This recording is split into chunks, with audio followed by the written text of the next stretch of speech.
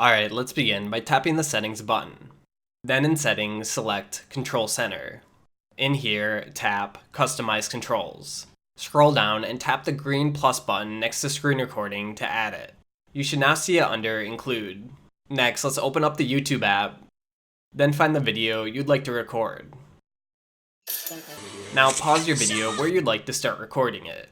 Swipe down from the top right corner to bring up the controls. Tap the Screen Record button to begin a countdown to record what's on your screen. Okay, now play your video and put it in full screen mode and you'll get a nice full screen recording. Once you're done recording your video, just pause it and then rotate your phone back. To stop your recording, click the red time in the upper left corner and select Stop in the pop-up. Now that your video is saved, just open up the Photos app and find your video. You can find it quickly by going to Albums and select Videos under Media Types.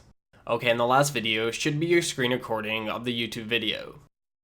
Remember to turn the volume up to hear your video sound. Okay, and that's it for this tutorial. Thanks for watching and see you next time.